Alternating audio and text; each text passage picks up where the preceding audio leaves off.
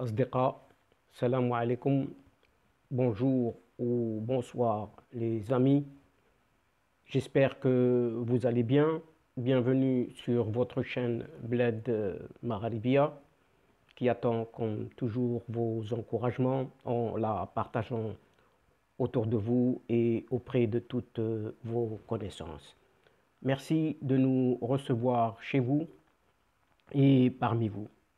Cette 52e vidéo maintenant vous propose votre ce qui fait débat habituel, c'est-à-dire ce qui fait discussion entre nous. Et ce CQFD de votre Bled Magharibia aborde un dernier fait hyper important pour la région maghrébine et plus particulièrement pour le Maroc, et qui fait l'actualité du moment, en l'occurrence cette Espagne liée à cette Union européenne et avec ce Maroc qui était un partenaire privilégié et dont la crise maintenant s'est déplacée et devient désormais multilatérale, car elle coûtera certainement très cher puisque les eurodéputés ont adopté une résolution condamnant le Maroc pour cet exode migratoire à Ceuta occupé. Et ces eurodéputés ont donc voté ce jeudi, donc hier, une résolution condamnant le Maroc pour l'utilisation des mineurs dans sa crise diplomatique avec l'Espagne. Et ce vote précipité, urgence à plusieurs eurodéputés espagnols de fustiger la démarche du royaume marocain en associant la problématique migratoire à la question du Sahara marocain. Et donc, aux grandes dames du Maroc, le Parlement européen a voté ce jeudi, donc hier, tout récent, une résolution le condamnant pour l'exode de plusieurs milliers de Marocains vers Ceuta occupé, il y a quelques semaines. Et le texte dont plusieurs parties ont été votés à la majorité par les eurodéputés, condamnant l'utilisation par le Maroc des contrôles aux frontières et de la migration, notamment des mineurs non accompagnés comme moyen de pression politique sur un État membre de l'Union européenne, en l'occurrence cette Espagne. Et ce texte sur la violation de la Convention des Nations Unies relative aux droits de l'enfant et l'instrumentalisation de mineurs par les autorités marocaines dans la crise migratoire à Ceuta. Il qualifie les événements passés d'incidents injustifiables qui ne correspondent pas à la coopération établie de longue date et à la relation de confiance qui prévaut entre les deux parties, en particulier dans le domaine de la migration. Les relations de voisinage doivent être tout de même préservées et redevenir ce qu'elles étaient avant la crise, afin de contribuer à promouvoir des relations mutuellement bénéfiques en mettant en œuvre le nouvel agenda méditerranéen récemment présenté dans le cadre d'un partenariat renouvelé avec le voisinage du Sud, au titre duquel le Maroc est invité à approfondir son partenariat avec l'Union européenne dans différents domaines, plaide la même résolution. Et au-delà du fait que la résolution même porte atteinte à l'image du Maroc.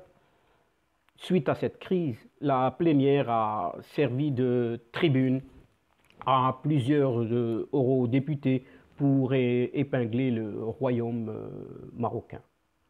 Et celui-ci a été ainsi accusé d'utiliser les enfants comme moyen de pression.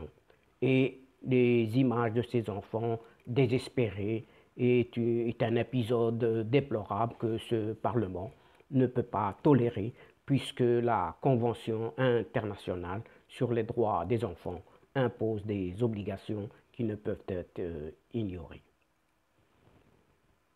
Et la gestion des frontières doit être organisée en respectant pleinement la législation internationale relative aux droits de l'homme, a plaidé l'eurodéputé espagnol Urtasun Ernest du groupe Vert ALE. Et son collègue allemand Krah Maximilian du groupe ID a qualifié l'exode de provocation que l'Union européenne ne doit pas accepter, et ceux qui soutiennent le Polisario provoquent la crise à Ceuta, a-t-il ajouté. Ainsi, associer les événements de Ceuta à la question du Sahara marocain est une première mention de la question de ce Sahara qui n'a pas été une exception. En effet, lors de leur intervention, les eurodéputés du groupe de la gauche et Vert ALE ont presque tous tenu à évoquer ce dossier en l'associant à ce qui s'est passé à Ceuta à la mi-mai. Et cette crise migratoire et la réaction du Maroc suite à l'hospitalisation de Brahim Ghali d'Ibn Battuta montre que le régime marocain est une autocratie qui gère ses relations internationales par le biais du chantage, a dénoncé Barena Arza Pernan. Et de son côté, Pineda Manu, du même groupe, a affirmé que l'Union européenne répond au chantage du Maroc en lui envoyant de plus en plus d'argent pour qu'il continue à exploiter les ressources naturelles du Sahara. La frontière de l'Espagne est une frontière de l'Union européenne et il faut continuer de la défendre et permettre au Sahara d'exploiter ses propres ressources, a-t-il déclaré. Pour sa part, l'Espagnol Sole Jordi, lui aussi de ce parti Vert ALE, a estimé qu'aucun conflit de souveraineté ne justifie que l'on joue avec la vie de famille de mineurs avec des aspirations et rien ne justifie que l'on met en danger leur intégrité physique. Les migrations ne peuvent pas servir de monnaie d'échange dans un conflit diplomatique, accusant les autorités marocaines de manière téméraire ont transformé un conflit diplomatique bilatéral en conflit humanitaire avec l'Union européenne, a-t-il critiqué. Et avant d'avancer lui aussi que des situations telles que celle du Sahara entraînent toujours des tensions. Et il faut œuvrer pour trouver des solutions conformément aux demandes des Nations Unies en appliquant le droit à l'autodétermination entre guillemets du Sahara, et l'Union européenne doit être plus proactive et aider à résoudre ce conflit, a-t-il plaidé. Et les autres eurodéputés ont également été unanimes à dénoncer les dits événements, accusant ouvertement le Maroc de chantage, et ce mot revient plus souvent, et de violation des droits de l'homme. Zarzalejos Javier du groupe du Parti populaire européen a affirmé qu'il est inacceptable qu'une crise diplomatique se convertisse en une stratégie délibérée de déstabilisation de villes espagnoles. Et donc le Maroc a commis une sérieuse erreur et cette résolution le dit clairement et nous souhaitons ne pas aggraver la situation, a-t-il ajouté. Quant à Volat Bettina de l'Alliance progressiste des socialistes et démocrates au Parlement européen, a même comparé le Maroc à la Turquie, qui ouvre ses frontières de façon totalement imprévue. Et en effet, en votant ici à une large majorité une motion attentatoire condamnant le Maroc à propos de la récente crise migratoire déclenchée par cette intrusion de milliers de concitoyens marocains dans l'enclave occupée de Ceuta, il y a quelques semaines, pour ne pas dire quelques jours. Et en associant cette démarche à l'affirmation d'une position dite hostile au Maroc sur la question de ces provinces du Sud, le Parlement européen a pris ce jeudi 10 juin la très grave responsabilité de l'aggravation d'une crise multiforme entre l'Espagne, l'Union européenne et avec le Maroc. Donc.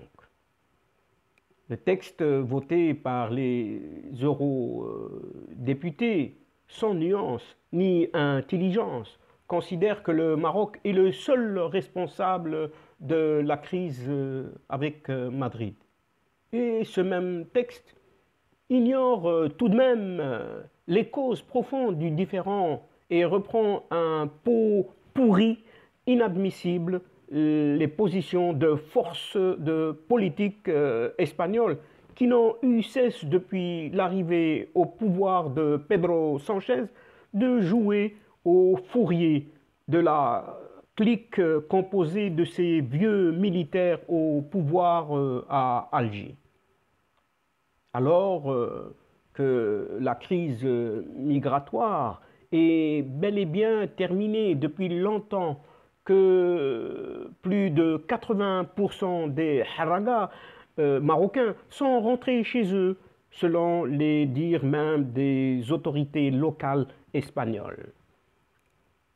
Et l'option choisie par le Parlement de Strasbourg est celle de la fuite en avant par complaisance et alignement sur les positions du gouvernement de Madrid, ce qui est normal pour un membre de cette Union européenne, au risque quasi certain d'une réponse que le Maroc ne mettra sans doute pas trop longtemps à mettre en œuvre et qui vivra verra. La résolution pétrie de cette hypocrisie malsonnante qu'expriment des partis politiques européens sûrs d'eux et dominateurs, condescendants et aveugles, croient pouvoir manier tout à la fois la carotte et le bâton en insultant ce royaume du Maroc.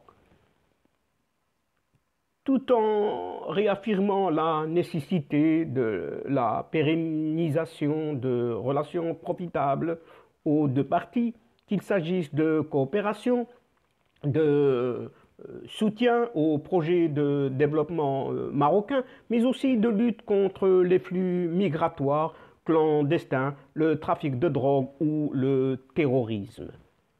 Comme si le camouflet que le Parlement strasbourgeois a voulu infliger au Maroc allait prédisposer celui-ci à tendre l'autre joue. On regrettera quand même l'adoption d'un tel texte déséquilibré et tendancieux parce qu'il éloigne encore plus la perspective d'une normalisation des relations entre Rabat et Madrid et introduit ipso facto en cette affaire un troisième larron qui brouillera encore plus et davantage encore les cartes. Ce qui est profondément regrettable et certainement dommageable pour les relations Union européenne et le Maroc. C'est quand cette triste affaire, ou cette affaire tout simplement, des parlementaires européens dont les pays d'origine ont de bonnes ou de très bonnes relations avec le Maroc. Mais ils ont délibérément choisi de faire des positions bassement politicardes d'une camarilla d'organisations partisanes espagnoles expressément désireuses de provoquer un clash durable avec le royaume du Maroc. Et celles-ci obéissent, bien entendu, à des agendas concoctés quelque part en Algérie pour engager l'Union européenne dans une voie hostile aux Marocains et tenter d'effacer l'impact positif que la reconnaissance de la marocanité de ces provinces du Sud par Washington a engendré au plan international et surtout onusien tout particulièrement. Désormais, il va sans dire que chacun s'attendra à des évolutions négatives sur les relations entre non seulement l'Espagne, mais aussi avec l'Union européenne et le Maroc. Le partenariat entre les parlements européens et marocains sera sans doute gelé. Il en exclura pas que ce gel s'étende également aux relations multiples qui liaient jusqu'à présent la communauté européenne et le Maroc.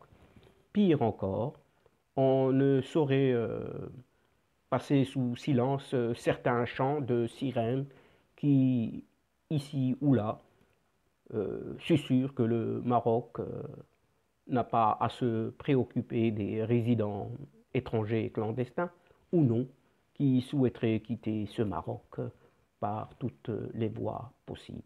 Après tout,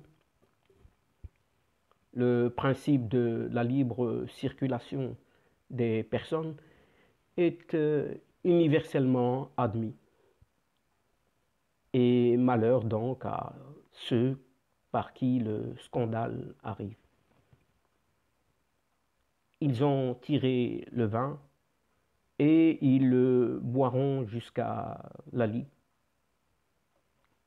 Et voilà donc, chers amis, c'est avec ces quelques informations, toutes réjouissantes ou non les unes que les autres, que nous refermons la séquence d'aujourd'hui, en espérant vous retrouver bientôt et avec grand plaisir à travers votre ce qui fait débat habituel ou ce qui fait discussion entre nous.